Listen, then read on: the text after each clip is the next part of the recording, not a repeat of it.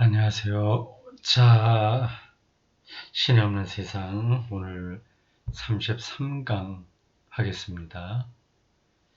요즘 어떻게 지내시는지요, 전부들? 이거 코로나19 이거로 우리나라만이 아니라 전 세계가 힘들어하고 있습니다. 눈에 보이지도 않는 그 바이러스, 원래 바이러스를 우리가 알고 있지만 변형됐다고 해서 우리가 어떻게 좀 쉽게 처리하지 못하고 지금 여기까지 왔죠. 어떻게 보면 참 사람이 그렇게 똑똑하긴 한데 또 그냥 약해요. 그 아, 모든 걸 다 할 수 있을 것 같은데도 사실은 할 수 있는 건 하나도 없다. 그렇게 말해야 되지 않겠습니까? 어쨌든 뭐 우리가 또 감당해야 될 건 감당해야 되니까 잘 좀 해결됐으면 좋겠습니다. 생업에 결정적인 그 어려움을 겪고 있는 분들이 있잖아요. 그런 분들이 잘 버텨내야 될 텐데 이럴 땐 정부 차원에서 과감하게 좀 돈을 거기다 이제 투자해야 되겠죠. 이렇게 쓰러지려고 하는 사람은 살짝만 옆에서 부드러져도 그걸 버텨낼 수 있거든요. 자, 어쨌든 그 문장 그 문제고 우리 강독은 또 계속 가겠습니다. 199쪽 중간에 소제목 이렇게 되어 있습니다. 신의 숨어있음에 대한 이야기들. 신이 숨어있다. 그 신의 용어로 제가 몇 번 얘기했는데 기억하시겠죠? 신의 은폐성입니다. 은폐성. 이 은폐라고 하는 게 세계를 이해하는 데 굉장히 중요한 관점입니다. 진리라고 하는 단어, 이것도 헬라어로 보면 그 은폐와 연관되어 있어요. 알레테이아라고 합니다. 헬라어로 진리가요. 진리. 성경에도 진리라고 하는 단어가 종종 나오지 않습니까? 요한복음에는 진리가 훨씬 더 자주 나옵니다. 그게 알레테이아예요. 예, 그게 은폐로부터 벗어난다는 뜻입니다. 탈은폐예요. 그러니까 진리는 은폐와 탈은폐의 그, 그 과정이다. 이렇게 보면 되겠습니다. 숨어있는 게 나오고, 그러나 그렇다고 해서 모든 게 다 드러나는 건 아니거든요. 하나님의 은폐성, 그거를 이해하지 못하면 그 우리가 성경의 하나님을 바르게 이해할 수 없습니다. 네, 이러한 훈련들이 한국 교인들에게 많이 부족합니다. 뭐 신앙생활이라고 하는 게 뭐 신학이 깊이로 들어가는 거냐? 그냥 편안하게 잘 의지하고 또 도움받고 위로받으면서 열심히 살게 하면 충분하지 않냐? 이렇게 말할 수 있습니다. 뭐 그렇게 신앙생활해도 좋아요. 그건 일반 대중 교인들은 그렇게 살면 됩니다. 근데 그걸로 만족되지 않는 사람들이 있습니다. 영적으로 더 예민한 사람들, 눈이 밝은 사람들 그렇습니다. 그리고 이런 쪽으로 생각을 자꾸 하지 않으면 그냥 평범하게 예수 잘 믿고 건전하게 이렇게 살면 된다. 그렇게 살 수가 없습니다. 왜냐하면 하나님을 깊이 이해하지 않으면 하나님 믿는 게 재미없어요. 예, 상투성에 떨어지고 맙니다. 그러니까 어떤 재미를 자꾸만 찾아야 되거든요. 그러려면 뭐 교회를 크게 키운다거나 누가 교회에 계급을 만들어서 누가 장로까지 된다거나 경쟁한다거나 이런 재미로 교회 생활을 하게 됩니다.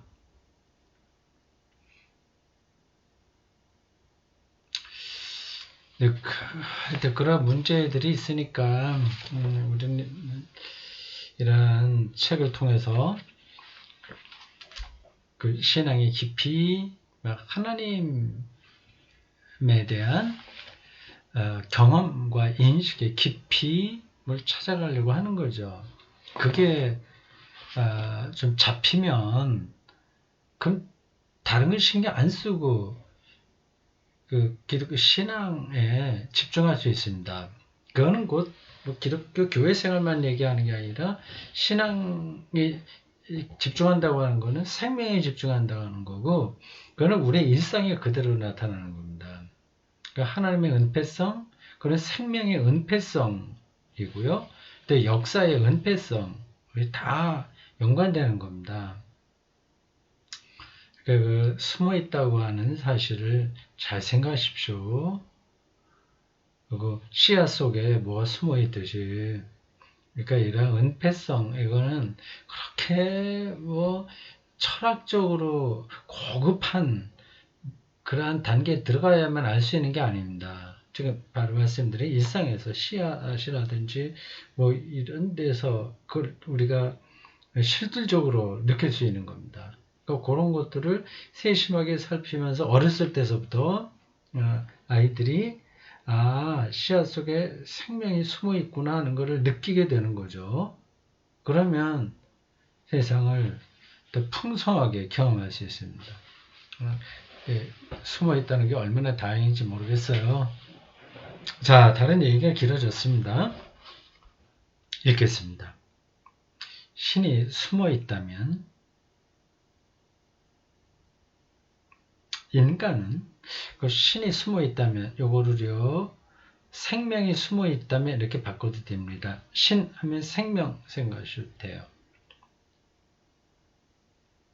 신은 창조주니까 생명을 창조하셨고 지금도 섭리하시고 완성할 뿐이니까 하나님은 곧 생명입니다. 성령은 생명의 영이에요. 그러니까 그걸 하나로 봐도 됩니다. 신이 숨어 있다면 인간은 거기에 두 가지 방식으로 대답할 수 있다. 인간이 끊임없이 신을 대체하고 신을 흉내내려 하거나 숨어 있으니까 흉내내려 하거나 역할을 직접 넘겨받아 부재하는 신을 대리하는 것이다. 그렇지만 감히 신적 군주가 되려고 하는 아담이 아니라 신을 조건 없이 헌신적인 사랑의 근원으로 생생하게 그려내는 그리스도처럼 하는 것이다. 두 가지라고 했는데 하나는 신을 흉내내는 거고 대체하거나 흉내내는 거고 다른 하나는 대리하는 거. 대리하는 거는 자기가 눈이 밝아져서 신처럼 되려고 하는 게 아니라 헌신적인 사랑으로 하나님을 드러내는 것이죠. 그게 이제 그리스도가 하셨다는 겁니다. 도로테 주엘레에 따르면 독일 여성 신학자로서 90년대 후반부에 들어가셨을 거예요. 굉장히 강력한 페미니즘 티올로지를 한 사람이라고 할 수 있습니다. 도로테 주엘레? 그분이 쓴 책 성경 공부 그분과 몇 사람 같이 했겠죠? 제가 번역한 책 중에 제일 처음에 한 겁니다. 좀 소책자예요. Die Erde gehört Gott이라고 해서 지구는 하나님의 것이다.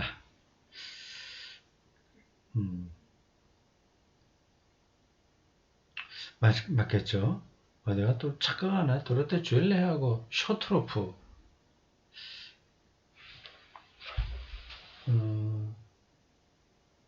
나중에 확인하겠습니다. 두 사람인가? 내가 잠깐. 많은 기억들이 제 머릿속에서 점점 사라져가고 있습니다. 희미해져가고 있어요. 당연한 거죠. 도르토 조엘에 따르면 예수는 하나님의 대리자로 보이지 않고 가까이 가기 힘든 아버지의 역할을 받아들인다. 그러므로 모든 그리스도인은 그리스도를 세상에서 생생하게 그려내야 한다. 모든 성찬예는 이 과제를 인간들 속에서 그리스도처럼 즉 쪼개고 나뉘어서 굶주리는 사람들을 배부르게 하는 빵처럼 토마트라는 요청인 동시에 고난의 위임이 아닐까. 성찬 쪼개지고 같이 나눠 먹고 같이 배부르고, 성찬식을 통해서 배부른 건 아니지만 초기 기독교에서는 같이 먹기도 했으니까요. 식사까지 다 포함하는 겁니다.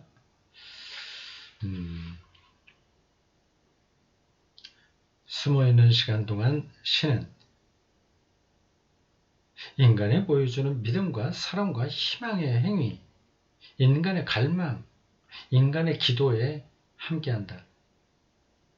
이것들은 인간의 자유를 말해주는 표현일 뿐 아니라 은총의 선물이기도 하다. 이것들 안에서 인간과 신이 현존한다. 더군다나 칼케돈 공회의 그리스도론에서 말을 빌리자면 구분되지 않고 혼합되지도 않은 채로 현존한다. 예수의 신성과 인성에 대한 그 신학적 규정입니다. 그러니까 예수에게 인성과 신성이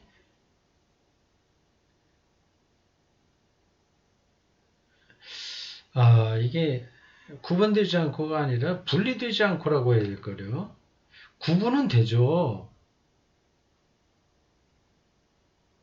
분리라고 해야 될 텐데. 그리스도론에서 그리스도의 신성과 인성이요. 구분되지 않고 구분되지 않는다고 요 부분에서 말해도 될 것 같긴 한데 제 머릿속에 입력된 거로는 분리되지 않고예요. 분리되지 않는 거하고 구분되지 않는 거하고는 다르죠. 또 좀 비슷하기도 하지만 맞습니다. 혼합되지 않은 채로 이건 맞습니다. 혼합. 신성과 인성이 막 뒤섞여서 반쯤 신이고 반쯤 인간인 뭐 그런 게 아니라고 하는 거죠. 기도는 감사와 청원의 표현일 수 있지만 또한 의심과 불안의 심연 가장자리에 서 있을지라도 신을 신뢰하려는 추구와 갈망과 용기의 행위일 수 있다.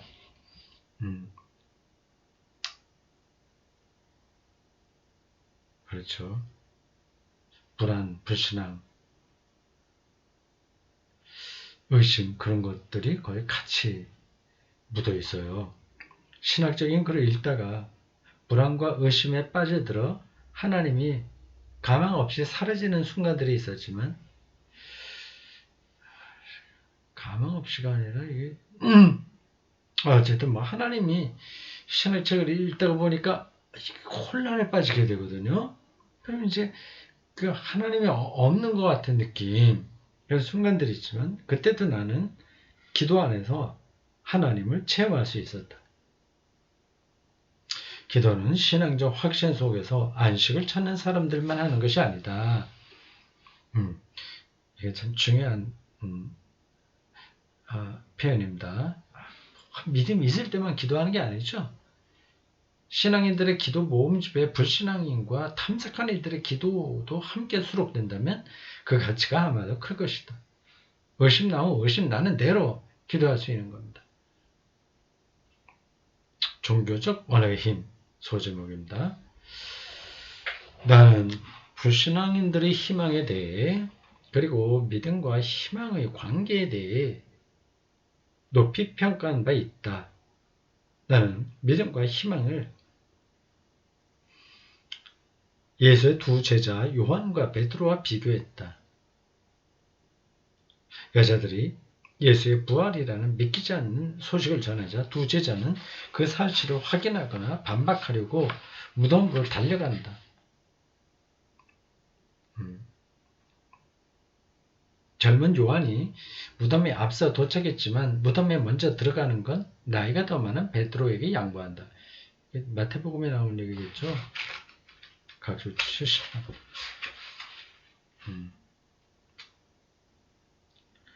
그게 아니라 이건 뭐 다른 책에 있는 각주군요. 희망은 더 빨리 달려가지만 그 다음에는 믿음의 우위를 내주어 믿음에게 무엇이 보이는지 말하게 한다. 그러나 때때로 믿음은 슬퍼하며 우울에 잠기고 의심에 사로잡힌다. 그러면 희망이 믿음에 앞서가며 믿음을 위해 돌파구를 만든다. 희망과 믿음. 믿음은 증언하고 설교한다. 희망은 고요히 말로 다 할 수 없는 탄식으로 기도한다.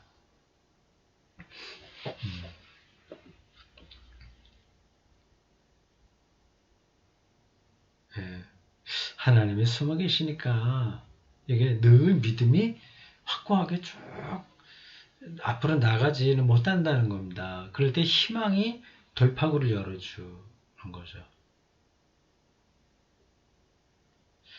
이게 그냥 말로만은 잘 느껴지지 않을 거래요.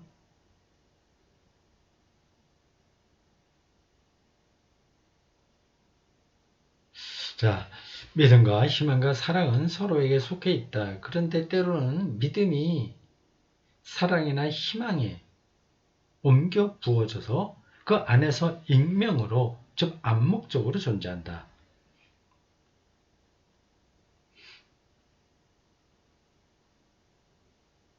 사도 야고보는 말한다. 행함이 없이 너희 믿음을 나에게 보일 테면 보여달라. 그러면 나는 행함으로써 사랑으로써 나의 믿음을 너에게 보여주겠다. 실천이 없는 믿음은 죽은 것이고 비현실적이다. 언제나 행위는 일상적인 사랑과 희망에 근거해야 구체적인 대상을 넘어선다.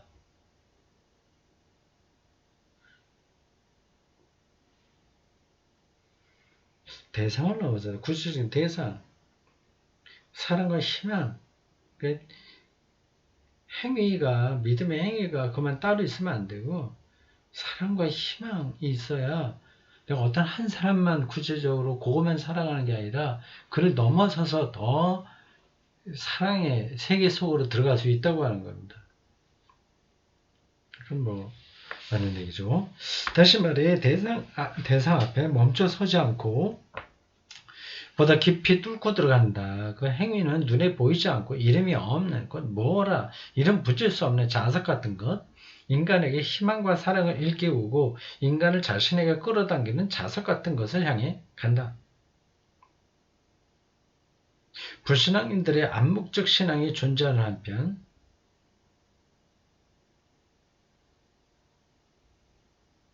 신앙인들의 암묵적 불신앙이라는 것도 존재한다. 신자가 아닌 불신자들도 자기도 모르게 믿음의 어떤 빛, 흔적 그런 걸 느끼고요. 신앙인들은 오히려 반대로 불신앙적인 것도 부분적으로, 흔적으로 느낍니다. 그런 신앙, 그런 믿음은 언어적 표현이나 이성적 확신에 그치고 마음속 깊은 곳에 뿌리가 없으며 실천적 행위로 열매를 맺지도 못한다. 아직 뒤섞여 있으니까 그렇다는 거죠. 이건 굉장히 좀 까다롭게 진행이 돼요. 이건 예, 우리가 그냥 진도 나가겠습니다. 사도 야고보는 그런 식으로는 마귀들도 믿는다고 지적한다. 그렇지만 마귀들도 믿으며 무서워 떤다. 두려움에서 벗어나는 게 아니라 반대로 두려움을 일으키는 믿음은 마귀의 것이며 왜곡된 것이다. 그렇다. 믿음은 때때로 고된 시련에 부딪히고 두려움에 떨게 되지만 이내 희망의 지지를 받는다. 믿음이 기도할 수 없을 때. 그런데 누가 그런 불모의 시간을 식별할 수 있는가? 희망은 말로 다 옮길 수 없는 탄식과 함께 믿음을 위해 기도한다. 굉장히 여기는 그 수사적입니다. 이게 확 들어오지 않을 거예요. 희망은 말로 다 옮길 수 없는 탄식과 함께 믿음을 위해서 기도한다. 이 믿음을 위해, 누구를 위해서 기도한다는데 희망이 믿음을 위해서 기도한다는 게 뭔가, 이게 그런 거죠. 믿음이 흔들리고 힘들 때에, 우리에게 이제 믿음이 흔들리잖아요. 그거는 이상한 게 아닙니다. 하나님은 숨어 있기에, 이 세상이 이렇게 이상하게 돌아가는데 여기서 하나님이 존재한단 말이냐? 그런 생각이 들 수 있는 겁니다. 그때 희망, 하나님 나라에 대한 희망, 그런 것들이 우리 안에서 그 믿음으로 하여금 그 방향을 잃고 있을 때 나갈 방향을 제시해준다. 그걸 이제 이렇게 지금 문학적으로 표현한 겁니다. 탄식하게 믿음을 위해서 기도한다. 이제 우리 안에 어떤 무의식이나 의식이나 우리 심리나 우리의 영혼이 영적인 거나 그런 것들이 이렇게 여러 가지 혼합적인 흐름 속에서 앞으로 나간다는 거죠. 그 하나만 따로 믿음만 있어서 독불장군처럼 저희가 모든 걸 할 수 있다, 흔들리지 않은 믿음으로 나갈 수 있다. 그건 아니라고 하는 겁니다. 그러면 불신앙의 기도로 돌아가 보자. 신을 믿지 않지만 또 신을 믿는지 아닌지 모르지만 가끔씩 기도한다고 밝히는 사람들을 나는 많이 만나보았다. 게다가 그들은 엑스레이에 찍힌 종양이 양성인지 악성인지 의사의 진단을 기다리는 순간에만 기도하는 사람들도 아니었다. 그런 아주 위급한 상황에는 기도하죠. 교회 안 다녀도요. 그렇지 않을 때도 기도한다는 거예요. 그런 순간에는 무신론자조차 갑자기 기침이 나오거나 콧물이 흐르는 것처럼 벼랑간 무신론을 포기한다. 매달리는 거죠. 그럴 때 그들은 특별한 기도책 같은 것도 필요하지 않다. 그런 순간에 하는 기도는 즉흥적이며 자연스럽다. 마치 갓난아이의 울음이나 목숨의 위험한 상황에서 물리적으로 믿기지 않는 힘을 발휘하는 것과 같다. 나는 두려울 때만이 아니라 기쁘거나 감사할 때도 기도를 떠올린다. 한 부인이 첫 아이를 낳고 그날 밤에 특별한 체험을 했다고 내게 이야기했다. 그때 그녀는 새로운 생명의 선물에 감사하고 싶은 갈망을 온 마음으로 느꼈다고 했다. 그런데 누구에게 감사하고 싶었을까? 아기 출산하고 남편이었을까? 담당 의사였을까? 아니면 대자연이었을까? 이를 말할 수 없이 감사하다고 하다는 말이 그녀의 첫 기도였다. 그리고 여러 해가 지나서 개종을 하고 세례를 받게 되었을 때 그 기도를 생생하게 기억했다. 사람들은 때로 아주 강렬한 감정에 사로잡혀 그것을 세속의 언어와 몸짓으로 드러내지 못하고 즉흥적으로 종교의 언어를 붙잡는다. 그러나 덧붙여 말할 것은 그런 일이 개인적 감정에만 일어나지는 않는다는 사실이다. 오늘날 우리는 정치인들의 연설에서 묵시록의 언어를 접한다. 묵시록의 언어, 마지막의 언어. 정치적 적수가 큰 사탄이 되고 적수의 영역이 악의 나라가 된다. 그런데 종교적 용어에는 세속적 인간들이 보통은 알아채지 못하는 힘이 숨어 있다. 천사와 마귀에 대한 교리는 그 힘을 동화와 환상의 영역으로 성급하게 몰아내는 사람들이 가늠하는 것보다 더 현실적인 토대가 있다. 어떤 언어는 단지 말에 그치지 않는다.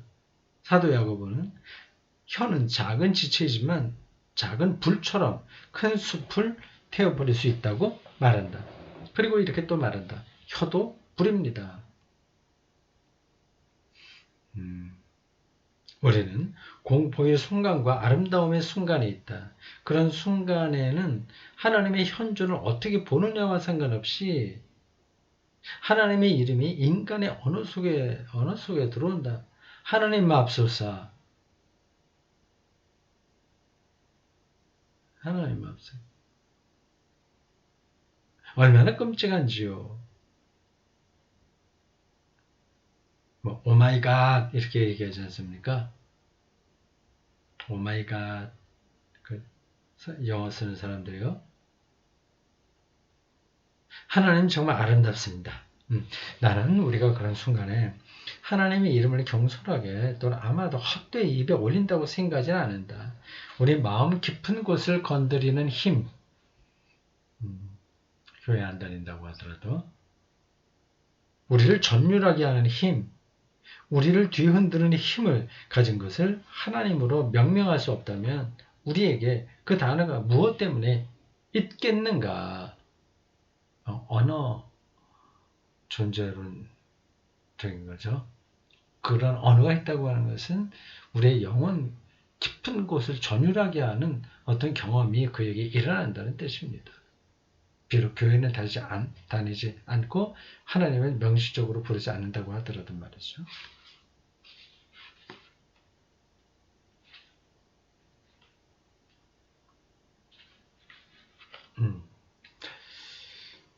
자,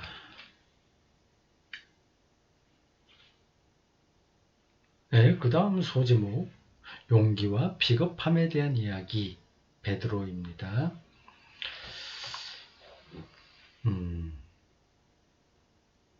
베드로 성경의 많은 이야기는 신앙의 길을 신뢰와 의심이 즉 신뢰를 향한 갈망과 수치에 대한 불안이 쉼없이 번갈아 관철되는 길로 묘사한다. 신앙의 길을 조건 없이 긍정하는 용기가 주저하는 의욕으로 뒤바뀌는 길로 보는 것이다. 그 중에서 내가 가장 좋아하는 것은 사도 베드로에 대한 이야기다. 복음서는 첫 번째 사도에 대한 인정사정 없이 베드로에 대해 인정사정 없이 서술한다. 베드로의 삶을 검열하지 않고 보도한다. 시몬 베드로의 삶에서는 고백하는 용기와 부인하는 비겁함이 우리가 잘 알고 있는 이야기죠. 놀라운 통찰과 마찬가지로 주는 그리스도시요 살아계신 하나님의 아들 고백 같은 거 놀라운 우둔함이 주기적으로 번갈아 나타나는데 예수의 순환과 부활에 대한 이야기에서만 그런 것도 아니다. 예수는 어부들이 어느 유랑 설교자의 조언과 권고를 들을 기분이 아니었던 순간에 그들에게 찾아온다. 그들은 밤새 물고기를 잡지 못해 칠칠대로 지쳐 있고 기분도 언짢다. 그럼에도 시몬은 어부 경험이 없는 게 분명한 한 사람을 과감히 신뢰한다. 스승님, 저희가 밤새도록 애를 썼지만 한 마리도 못 잡았습니다. 그러나 스승께서 말씀하시니 제가 그물 다시 한번 치겠습니다. 누가복음 5장 5절. 이 말에는 신앙의 가장 중요한 관점 중 하나인 다시 한번이 담겨 있다. 성경을 재밌게 읽네요. 이 사람이. 이러한 부사 다시 한번 이런 단어가 특별한 의미를 담고 있다고 보잖아요.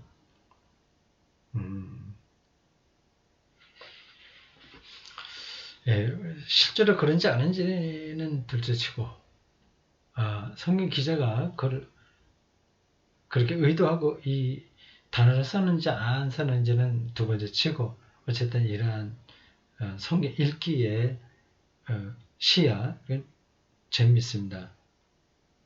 인간의 존재는 빈손이고 인간의 마음은 낙심과 낙담과 의심으로 가득 차 있다. 누구인들 그런 순간을 모르겠는가. 그런데 이 상황에 믿음의 말이 울려 퍼진다. 정신 차리고 다시 한번 기도해봐. 요거를 그렇게 연결해서 말하는군요. 그물에 찢어질 만큼 물고기로 가득 차자 시몬은 물고기를 잡은 기쁨만 아니라 희망을 주는 분에 대한 경탄과 맞아요. 그분과 자신 사이의 거리를 겸허히 받아들이는 자각으로 벅찼다. 제게서 떠나주십시오. 저는 죄인입니다. 주님. 아우구스티누스는 자신의 저작에서 기본이 되는 한 책에 고백록이란 중의적 제목을 붙였다. 고백록 여러 의미가 있는 제목이라는 거예요. 그에게는 한편으로 믿음의 고백이 중요했지만 다른 한편으로 죄의 고백도 중요했다. 그래서 중의적이라고 했군요. 믿음을 고백하고 죄를 고백하는 것. 자신의 죄를 고백하지 못하고 자신의 죄인임을 그 자신이 신이 아님을 인정하지 못하는 사람은 신에 대한 믿음을 고백할 권리가 없다. 그런 사람의 신앙 고백은 신뢰가 안 간다. 그렇죠. 사람이 실수를 하느냐 안 하느냐가 중요한 게 아니라 그걸 인정하냐 안 하냐가 중요한 거죠. 자기의 실수 아니면 원하지 않았던 일들 그렇게 되는 자기 자신마저 제가 받아들이는 그런 삶의 태도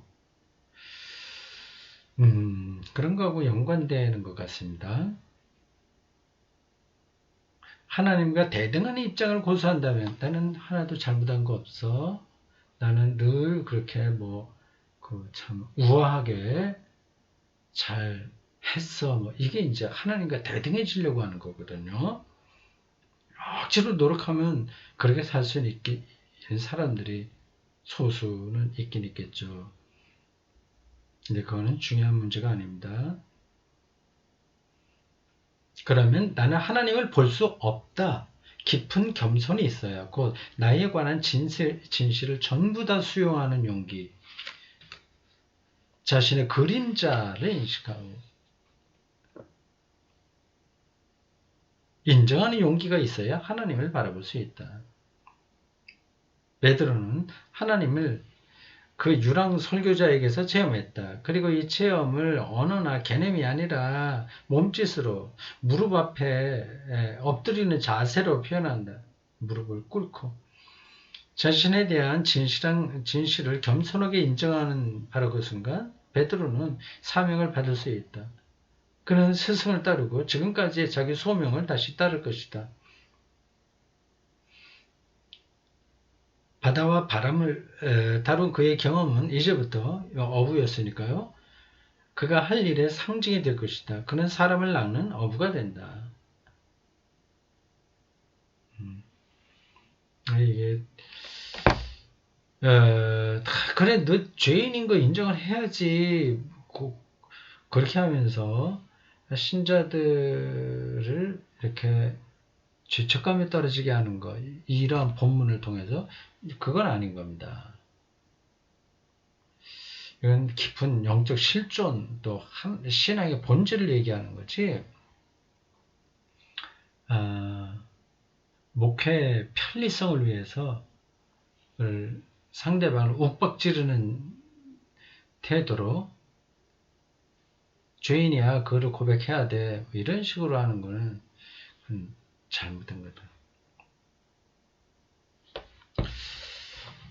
자, 여기까지 할까요? 네, 여기까지 하겠습니다.